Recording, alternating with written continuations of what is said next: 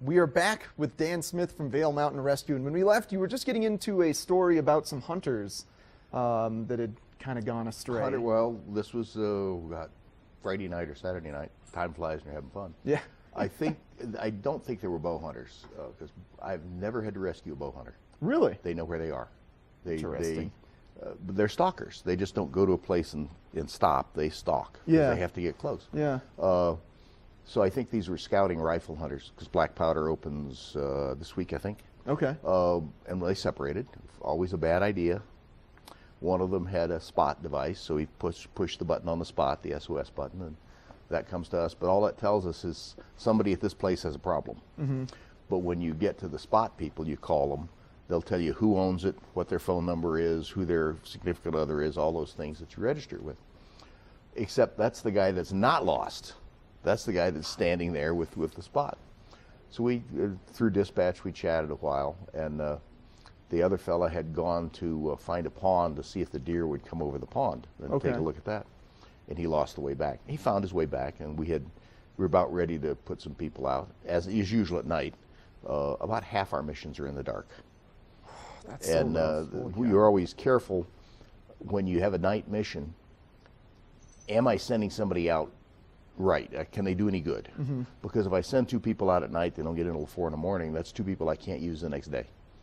So you have to kind of watch that. And this one, we were right on the edge of putting somebody out, and the guy popped out. We had two guys on ATVs that knew where this fellow was. He was up off of Muddy Pass, and we could have gotten out there. But I think they were both moving. Okay. So when one pops out, we're done. Mm-hmm. It just works out. Most hunters are very well dressed. They don't check out from hypothermia. Mm-hmm. Hunters that are 285 pounds on a 5.5 frame from Miami or Chicago or New York or Los Angeles have a problem occasionally. They're not used to the altitude. They're carrying too much weight. Yeah. They try and go up a hill, and various things occur. We had one hunter discover he was diabetic when he fell into a stream, he didn't know he was diabetic before that. Strange discovery to happen. Well, he crashed. Yeah. And we got him out, got him to the hospital. He said, "Oh yeah, by the way, did you know you were a diabetic?" Well, no. Yes, you are. Oh. Which is a strange discovery. Yeah. We haven't had a hunter, knock on wood, shoot themselves in about 10 years. Okay. I may have jinxed it now.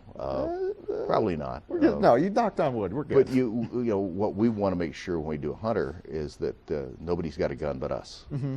So we'll go into the hunting camp and stop at the edge and say, take all the guns, put them in one tent, walk away from the tent.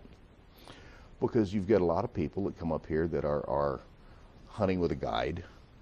They occasionally barely know how to load the rifle. Unloading the rifle may be a challenge, and this thing called a safety catch they just really don't know about. Yeah. So we'd rather have all of those in a tent and not another human in there. We will, when we find a hunter, we take the rifle, because we know how to safe it and take the round out of the chamber. Yeah. Most hunters expend all their ammunition in the first 4 or 5 hours that they're lost. They fire groups of 3 shots, which is what they're supposed to do. But most hunters don't carry more than a box of 20. Yeah. And so they're out of ammunition, except they always seem to keep that one round. So I don't know why, but we walked up on this one guy. For cougars. And he was very happy that we found him. He was on a cliff face. And here, you take the rifle, it's unloaded.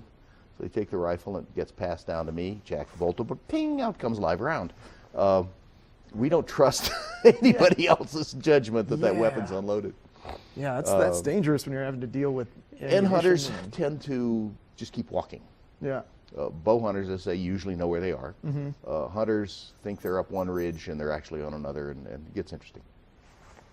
So hunters are a very special breed for us. About 18 to 20 a year. And it's getting to be that season. I know I've seen some bow hunters go out there, and you said muzzle loaders. So if we got some hunters watching us right now, just make sure to stay safe. Bring as many layers as you know, maybe more than you think you need. Definitely a warm layer as well as a waterproof one. Get a GPS, so if you do get lost and stranded, you can actually coordinate back to somebody. Learn how to use your GPS. Learn how to use the GPS as well. Well, thank you, Dan, for coming in again today. I'm excited to continue to hear from you next week.